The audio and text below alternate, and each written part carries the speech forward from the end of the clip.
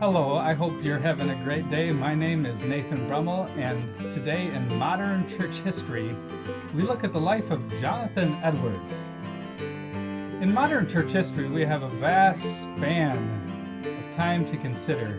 So many things that happened in the last 400 years. I look at modern church history as beginning around the year 1600, when the Reformation era is coming to an end. And it runs all the way up until the 21st century. So it's a vast amount of time. So much has happened in the last 400 years. Not the least of all is the worldwide spread of the gospel of Jesus Christ. Our interest today, though, is looking at modern American church history. And so we turn to what happened in the Americas. Now, the story of what happens in early America, in the founding of the original colonies, is important for understanding American church history. And therefore, to understand American church history, you need to understand the Puritans. You need to understand the arrival of the Pilgrim Fathers. Notice we refer to the Pilgrim Fathers as fathers, recognizing the very important role they played in the establishing of Christianity and Christian civilization and Christian churches in the New World. Now, the story of American Christianity begins with the first settlers, and in some other talks we will be looking at the Pilgrims, for example, at the whole matter of Thanksgiving, what happened at Thanksgiving with the Pilgrims, and that raises the issue of their relationship with the American Indians. In the life of Jonathan Edwards, we will see that his grandfather, Solomon Stoddard, and his relatives in the Williams clan had a lot of contact with the American Indians and were interested in evangelizing the American Indians. And then we will discover that this greatest of American ministers and theologians and even philosophers, as Edwards has been called, at the end of his life becomes a missionary to the Indians in Stockbridge, Massachusetts. So we look at the life of Jonathan Edwards. Now, Jonathan Edwards is a figure who has been called the last of the Puritans. His life covers most of the early part of the 18th century, so the early part from about 1700 to 1750. Although his life was a little beyond 1750. But in this time period, the Puritans were consolidating their colonies throughout the eastern seaboard. And Jonathan Edwards is a figure who is closely connected to the Pilgrim heritage, and yet he is also very much looking forward to the future. And that's why many people have pictured him as sort of a modern, or at least a bridge between the Puritans and the more modern era. Now, Jonathan Edwards is someone who has been neglected and then greatly honored subsequently. Jonathan Edwards is someone who, for example, was despised and looked down upon by many people in his ministerial association at the end of his pastorate in Northampton, as we will see. After his death, attempts were made to try to publish some of his writings, and they fell on deaf ears.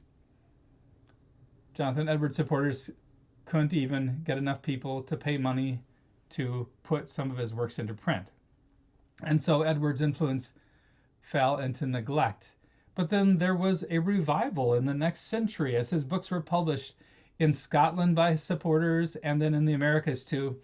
But it was especially in the 20th century when there has been a massive revival of the study of Edwards, which very interestingly didn't originate among Calvinistic Christians, but rather originated at Yale University with scholars who were even very antithetical to Edwards' teaching, and yet they were involved in publishing his works, a project that continues to our day, which has been going on for around 50 years. So today we live in a time when Jonathan Edwards' thought is being studied like never before, with scholarly editions of his works. But Jonathan Edwards is someone who, to many, remains an enigma. We're going to look at his strengths and his weaknesses. He has towering strengths and also striking blind spots. We'll look at the thought of this man who has been called one of the most brilliant early American philosophers, but we will also look at his theology. He is, first of all, a preacher, though, and so as we talk about Edwards, we need to realize we are talking about a preacher. Yes, a preacher who became more widely known due to his writings, but really he didn't even become as famous as a pastor theologian until he becomes a missionary to the Indians when he had actually time to write some of the treatises that would make him famous. So in this opening video on the life of Jonathan Edwards, part 1, we want to look at his childhood. Now, we are going to be interested in his life and in his spirituality and in his teaching, in his theology. We are going to see, too, that he has an astonishing knowledge of the Bible and quite a biblical theology. Almost forgotten, though, in subsequent generations, now Jonathan Edwards is recognized as a leading Christian theologian of the 18th century.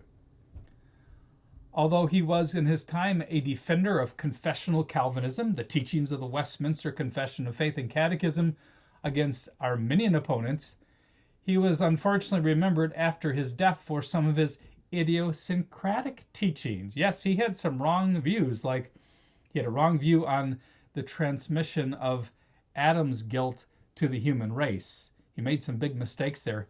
He also had some strange ideas where he basically rejected the existence of the material world, following the thought, or at least parallel to the ideas of philosophers like George Berkeley, who claimed that somehow the world as we know it around us is simply a thing that we believe and think, but it doesn't actually have a material existence. And even though Edwards was a man of profound spirituality, deep spirituality, as we will see, and I think that's what makes him attractive to people and Christians in different ages, and a man of also remarkable holiness and godliness, what would happen is that the majority of the congregation in Northampton, Massachusetts, where he would carry out a long ministry, would in the end reject him. The local ministerial association would impugn his motives, charge him with dishonesty in a controversy over qualifications for partaking of the Lord's Supper. As we shall see, he was on the side of the angels in that matter, and yet his own congregation rejected him. A prophet apparently is not accepted in his own colony. It was in the 20th century that Perry Miller, a secular writer, promoted Jonathan Edwards as the greatest early American philosopher. Now, part of the problem with his publications and with his publicity about Edwards is that he emphasized some of the more philosophical and abstract ideas of Jonathan Edwards. And this has played down the reality that Edwards was, first of all, a minister. He was, first of all, a preacher. And then connected to that, he was a theologian before he was a philosopher. As a philosopher, what is meant really is that he is a scientist. And true, it also means that he's dealing with philosophical matters about the nature of knowledge, for example, and sense experience.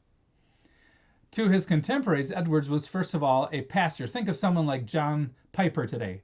When you think of John Piper, yes, it's true, many people say, wow, he is a theologian. But remember, he was first of all a preacher, and he, of course, was a huge imitator of Jonathan Edwards and a popularizer of Jonathan Edwards in evangelical Baptist communities in the United States. John Piper, though, is so effective and powerful as a communicator, as a preacher, even though, of course, he brings all the clarity and rigorous logic of a theologian to his books and to his preaching. But if you'd ask most people in Minneapolis, for example, in the last 30 years, who is John Piper? And they would probably say, well, the passionate preacher, yes, and author at Bethlehem Baptist Church in Minneapolis. Well, it was the same thing with Jonathan Edwards.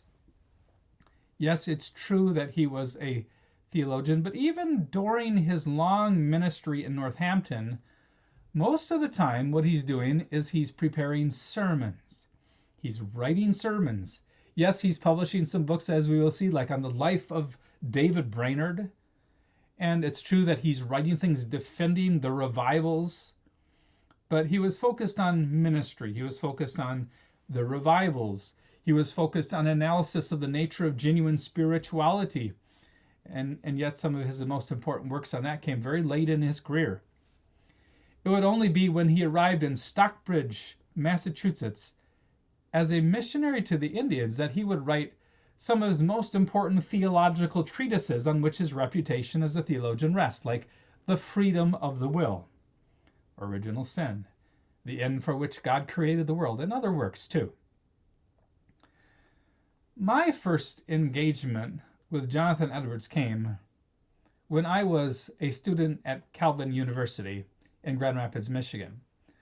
I was a philosophy major, and there was one philosopher in the philosophy department who stood out. His name was Mark Talbot. Now, he stood out for two things. One was his deep spirituality, and the second thing was his defense of the doctrines of grace. In other words, he believed in the doctrines of Calvinism.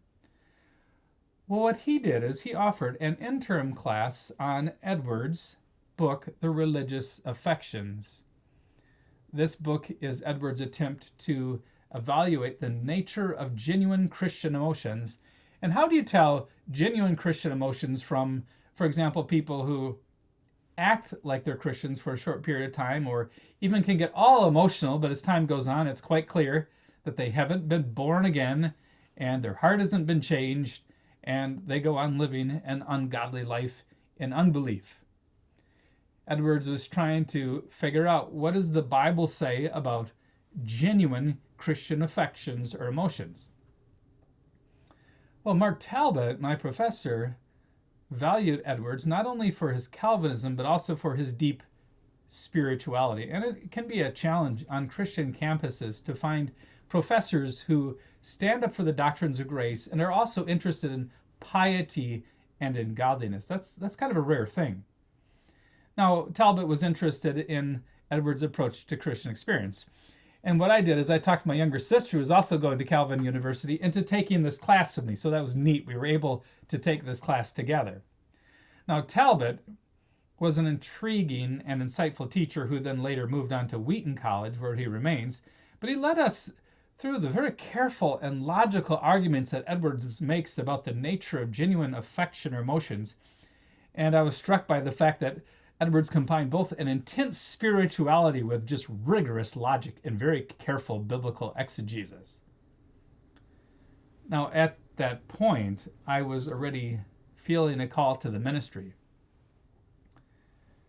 But even though I knew that God was calling me to the ministry of the word, I felt that I ought to go on to further schooling before I went on to seminary. So when I graduated from Calvin University with a bachelor's degree in philosophy, and basic was pre-seminary, I decided that I would go to graduate school in philosophy. I knew that the seminary I planned on attending had some weaknesses. It was a bit narrow and sectarian, and I wanted to widen my horizons as much as possible.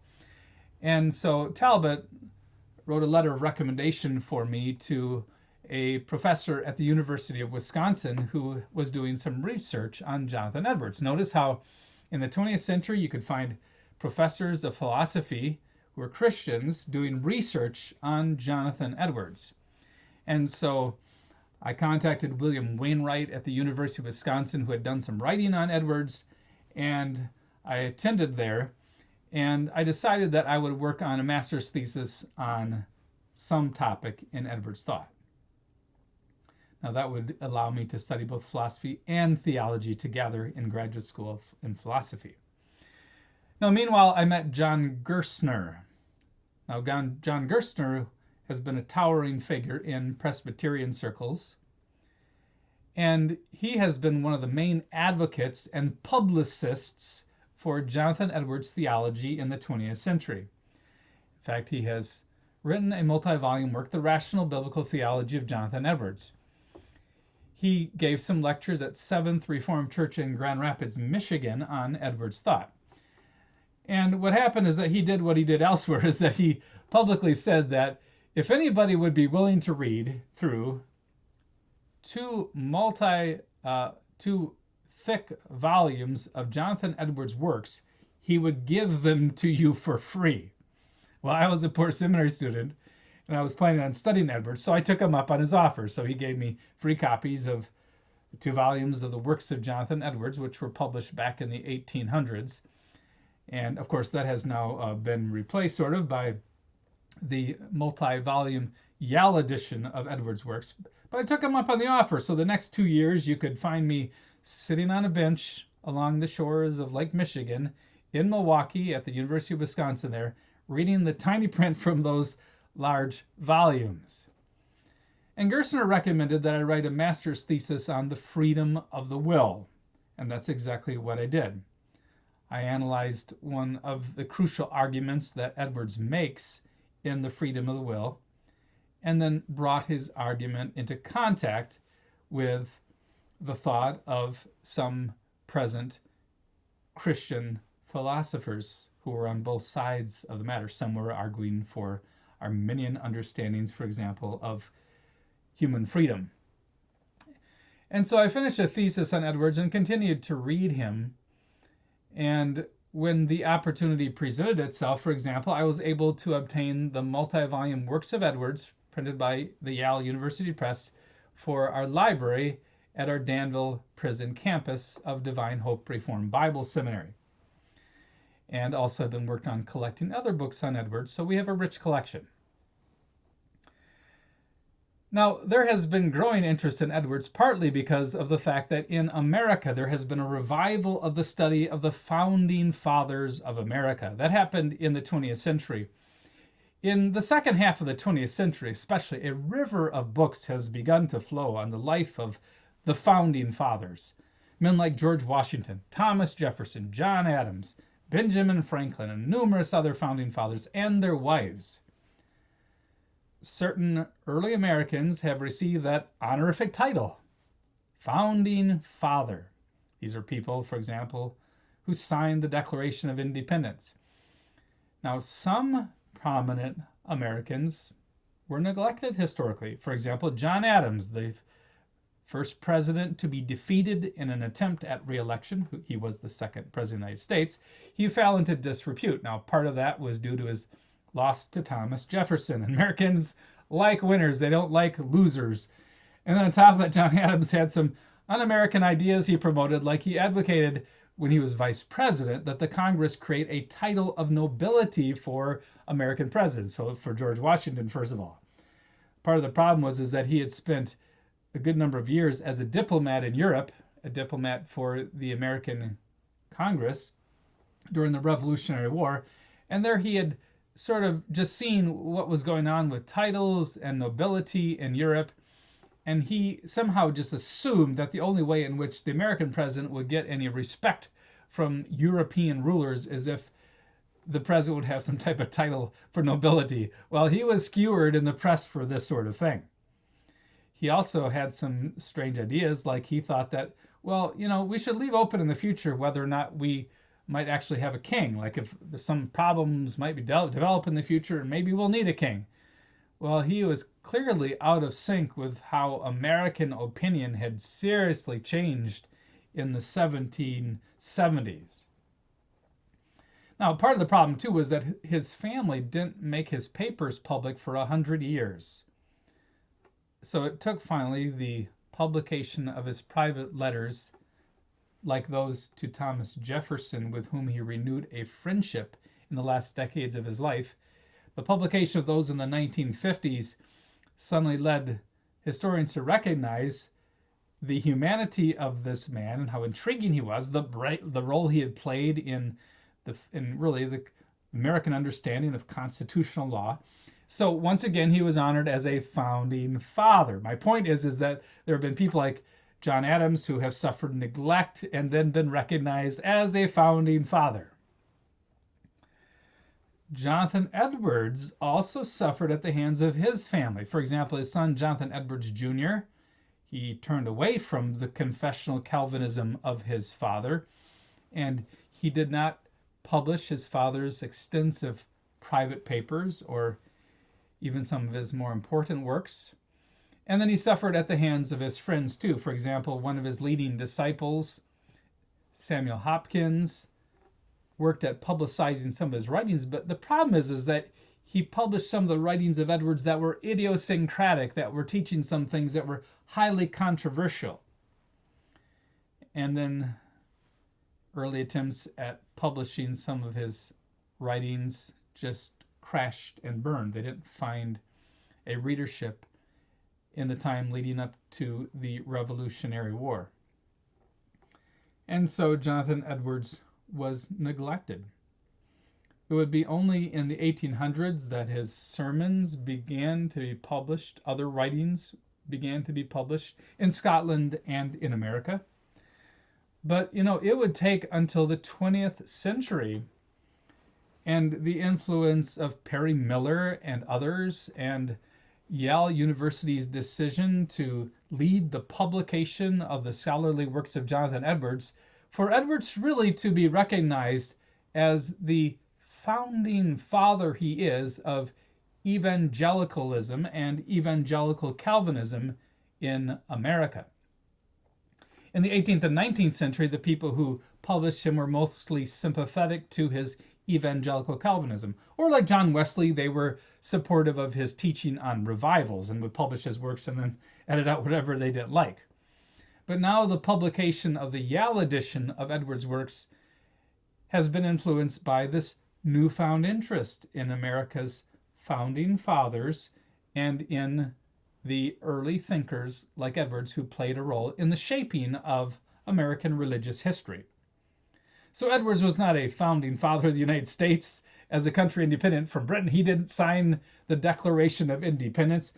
We also don't find politically revolutionary ideas in Edwards. In fact, we will see that Jonathan Edwards, like his father Timothy, really had a lot of presuppositions about politics, like you would have found among most citizens in the British Empire. But Edwards was a founding father of evangelical Calvinism in the United States. His thought would have an effect on Congregationalism in America. It would have an effect on Presbyterianism in America, in the debates between the old school among the Presbyterians and the new school among the Presbyterians. So just like, we talk about Augustine or Ambrose or Athanasius as fathers of the early church, Edwards played a role as a founding father of evangelical Calvinism in the 13 colonies. Now, sometimes his influence was for good, and other times it was for ill, and we will have to talk about that. Now, that's also the case, of course, with the role that Augustine and Ambrose played in the early church. For example, Warfield talked about how there was this massive tension between Augustine's ecclesiology and his soteriology. But there was no other colonial minister and theologian from the 18th century who deserves more than Edwards the honorific title of founding father of evangelical Calvinism in America. Now, however, there is one non-colonial who had even greater influence on evangelical Calvinism in the American colonies. Notice what I said very carefully there. I said that Jonathan Edwards is the colonial subject of the British Empire who had the most influence in the development of Christianity in America and evangelical Calvinism. But there was a non-colonial. You see, there was a man who was a British citizen and lived in England who was even more influential than Jonathan Edwards, and that was George Whitefield. George Whitefield is an astonishing person in American church history. He has been called the first celebrity. Yes, the first American celebrity. He was probably one of the most famous persons in the English-speaking world in his time.